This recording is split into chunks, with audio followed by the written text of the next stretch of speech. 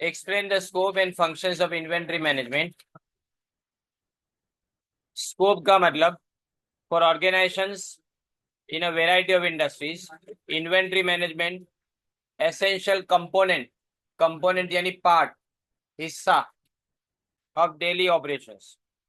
Its purview यानी वापिस आया scope includes a number of important areas.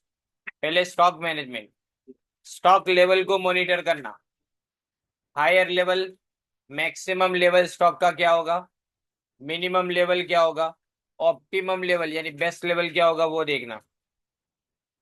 या दूसरी लाइन में लिखा है figuring out ideal stock levels, underline करो। ये किस पे डिपेंड करता है? लीड टाइम, कैरिंग कॉस्ट और डिमांड प्रोजेक्शन के ऊपर। सबसे पहला लीड टाइम यानी क्या? ऑर्डर करने और ऑर्डर के मिलने के बीच का टाइम।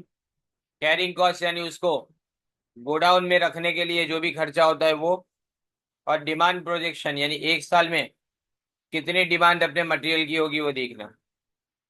फिर planning inventory, forecasting demand, establishing reorder points and figuring out order quantities are all necessary to minimise excess inventory. Best inventory level कितनी होनी चाहिए तुम्हारे पास जिसमें आपको ऑर्डर करने का खर्चा भी कम हो और कैरिंग कॉस्ट भी कम हो।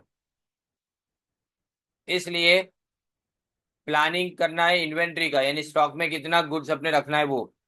फिर management of suppliers, maintaining quality standards, क्योंकि सामने सप्लायर के साथ जब नेगोशिएशन करेंगे तो उस टाइम पे सबसे इंपॉर्टेंट बात किसके बारे में बताएंगे? अपने कौन सी क्वालिटी चाहिए उसके बारे में। फिर एडवांटेजियस टर्म्स यानी हमारे लिए जो फायदेमंद हो वो टर्म्स, एडवांटेजियस यानी फायदेमंद। And guaranteeing on time delivery of goods, all depending on managing relationships with supplier. This requires identifying trustworthy suppliers यानी वो सप्लायर जो तुम पे जिसके ऊपर तुम हमेशा भरोसा कर पाओ। Keeping an I on their performance and developing cooperative relationship, वो कैसा परफॉर्म करते हैं और उनके साथ में प्रॉपर रिलेशनशिप बनाना। फिर warehouse management, space utilisation, कितनी जगह चाहिए उसका यूटिलाइजेशन यानी यूज करना। रिड्यूस हैंडलिंग कॉस्ट यानी वही हुआ कैरिंग कॉस्ट जिसको बोलते हैं। गारंटिंग प्रिसाइज ऑर्डर फुलफिलमेंट, एकदम परफेक्टली ऑर्डर पूरा होना चाहिए, प्रिसाइज यानी clear. Warehouses and distribution centres must efficiently store, organise and handle goods. तो जितने भी वेयर हाउसेस है और डिस्ट्रीब्यूशन सेंटर है उसके अंदर तुम्हारे जो भी गुड्स है, चाहे वो फिनिश गुड्स हो सेमी फिनिश गुड्स हो, लेकिन यहाँ इन्वेंट्री है तो हम यहाँ पे बात करेंगे इन्वेंट्री यानी खास करके किसके बारे में बात करेंगे? रॉ मटेरियल के बारे में। उसको प्रॉपरली हैंडल करना है। Inventory tracking and monitoring using procedures and system, जिसमें अकाउंटिंग अकाउंटिंग किस बारे में रखे? इन्वेंट्री मूवमेंट, इसका मतलब कब इन्वेंट्री आती है, कब इसको यूटिलाइज किया जाता है। स्टॉक लेवल को ध्यान में रखना यानी कीप एन आई का मतलब कीप एन आई ऑन यानी ध्यान में रखना। और अगर इरेग्युलरिटीज यानी उसके अंदर लगता है कि कोई गड़बड़ हो रही है तो इसको तुरंत हमको स्पॉट करना आना चाहिए। लाइक श्रिंकेज, श्रिंकेज का मीनिंग लिखा है रिडक्शन। और स्टॉक आउट यानी स्टॉक का खत्म हो जाना। इन्वेंट्री वैल्यूएशन, वैल्यूएशन की कौन सी मेथड होगी? Weighted average cost, FIFO first in first out and LIFO last in first out. फिर order processing, streamlining the inventory availability, inventory कितनी अवेलेबल है, ऑर्डर को पिकअप करना। पैकेजिंग और shipping procedures to guarantee precise and prompt processing of customer orders. Precise यानी clear और prompt यानी on time. Customer जो भी मांगता है रिक्वायरमेंट करता है वो प्रॉपर प्रोसेसिंग होना चाहिए उसका। फिर डिमांड फोरकास्टिंग यानी एक्यूरेट प्रोजेक्शन, प्रोजेक्शन यानी assumption of future demand by utilising market trends, market में क्या चलता है ना उसको मार्केट ट्रेंड्स बोलेंगे। हिस्टोरिकल सेल्स डेटा यानी past sales data and other pertinent information, pertinent यानी रिलेवेंट पर्टिनेंट ना याद रहे तो relevant information. This minimises stock out and surplus inventory and aids in inventory planning. Aids यानी मदद करना, helps.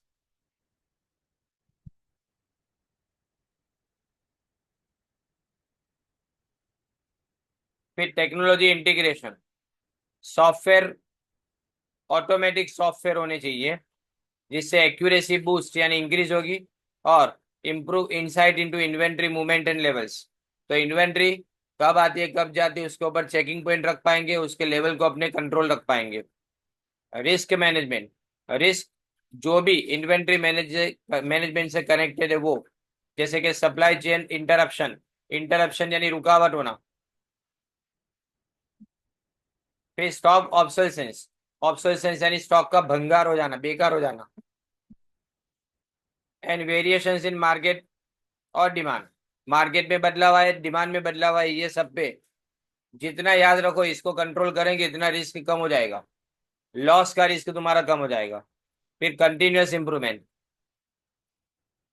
assessing and refining inventory management procedures on a regular basis to save expenses, increase productivity, and adjust to shifting market conditions and corporate needs। यानी inventory properly manage होनी जरूरी है expense बचाने के लिए, दूसरा प्रोडक्टिविटी यानी उत्पादकता बढ़ाने के लिए।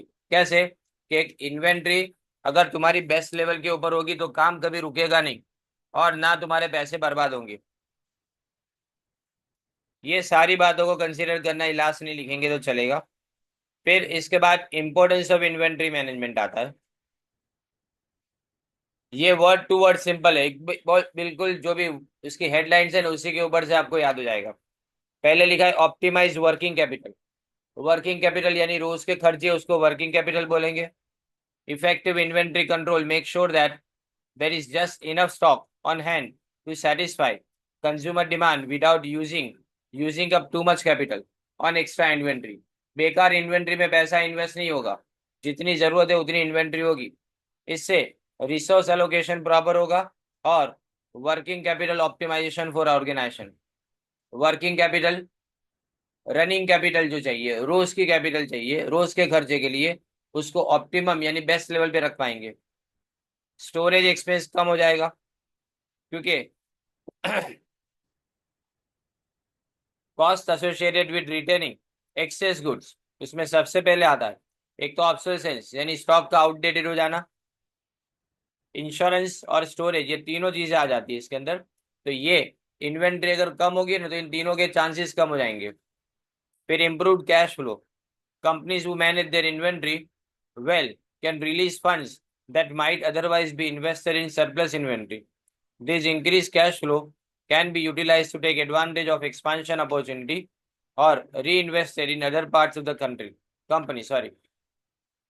इंक्रीज कैश फ्लो को यूटिलाइज किया जा सकता है किस तरह से, एक्सपांशन ऑफ अपॉर्चुनिटीज यानी हमारे पास जितने पैसे बचे हैं वो बचे हुए पैसे से हम दूसरी कोई अपॉर्चुनिटी में इन्वेस्ट कर सकते हैं। फिर उसके बाद इम्प्रूव्ड कस्टमर सेटिस्फेक्शन, सही चीज सही टाइम पे कस्टमर को मिल जाए तो कस्टमर रिटेंशन यानी मतलब किसी दूसरी जगह नहीं जाएगा और वो सेटिस्फाइड होगा। On the other hand stock out में lead to decrease in sales, अगर तुम्हारे पास स्टॉक नहीं होगा तो बेचोगे क्या, और अगर बेच नहीं पाएंगे तो कस्टमर तुम्हारे हाथ से चले जाएंगे, इससे कंपनी की इमेज खराब होती है। एंड डिक्रीज ऑब्सोलेसेंस रिस्क यानी स्टॉक का आउटडेटेड हो जाना, आउट ऑफ डेट हो जाना यानी ऑब्सोलीट हो जाना, ये भी डेंजर रिड्यूस किया जा सकता है। Business can reduce the possibility of keeping old fashion product by effectively managing inventory turnover and demand forecast. क्या मैनेज करना है, इन्वेंट्री टर्नओवर यानी इन्वेंट्री कितनी बार स्टॉक आता है स्टॉक जाता है उसको हाउ मेनी टाइम्स को टर्नओवर बोला जाता है। और डिमांड फोरकास्ट, डिमांड कब कितनी होगी उसका अपने फोरकास्टिंग यानी पूर्वानुमान कर सकते हैं। फिर सिंप्लीफाइड प्रोसीजर, ऑर्डर को प्रोसेस करना, वेयरहाउसिंग में रखना, शिपिंग करना, ये सब आसान बन जाता है अगर इफेक्टिव इन्वेंट्री मैनेजमेंट है तो।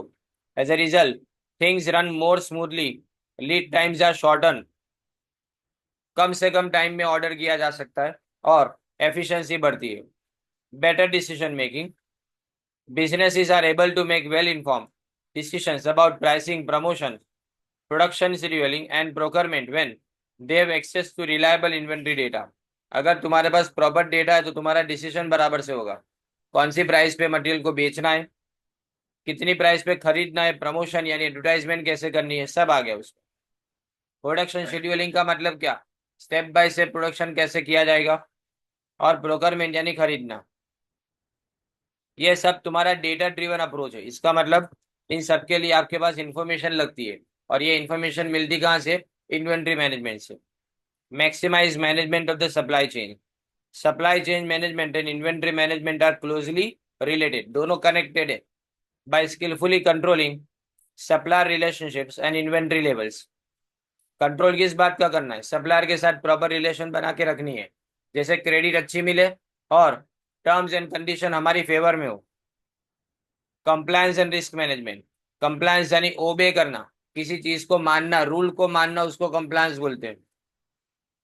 अडेयरिंग यानी obeying to regulatory obligations, obligations यानी जवाबदारी। Concerning inventory valuation, reporting and control is made easier for firms by using effective inventory management practices. अगर अच्छी इन्वेंट्री मैनेजमेंट सिस्टम लगाएंगे तो ये सब बातें अपने लिए इजी हो जाएगी। Additionally, it helps companies to recognize and reduce inventory related risk, including stock out नहीं होगा, overstocking ज्यादा स्टॉक भर नहीं जाएगा अपने कंपनी के अंदर, एंड सप्लाई चेन में इंटरप्शन यानी कोई भी तरह की रुकावट नहीं आएगी। फिर better financial performance. In the end efficient inventory management से फाइनेंशियल परफॉर्मेंस अच्छा होता है। कैसे, इन्वेंट्री अच्छी तो वहां से जो भी अननेसेसरी खर्चा है वो बचेगा, तो इसलिए cutting expenses and making the best use of available resources and raising revenue through higher customer satisfaction। Customer को सेटिस्फेक्शन मिलना चाहिए, और operation efficiency, more efficient operation मतलब मटेरियल को लाने से कस्टमर के हाथ में पहुंचने तक कोई भी काम में किसी भी तरह की डिले नहीं होगा। Sum up inventory management is crucial, ये लास्ट वाला जाने दो, ये नहीं लिखेंगे चलेगा अपने। तो ये इन्वेंट्री मैनेजमेंट कंप्लीट होता है।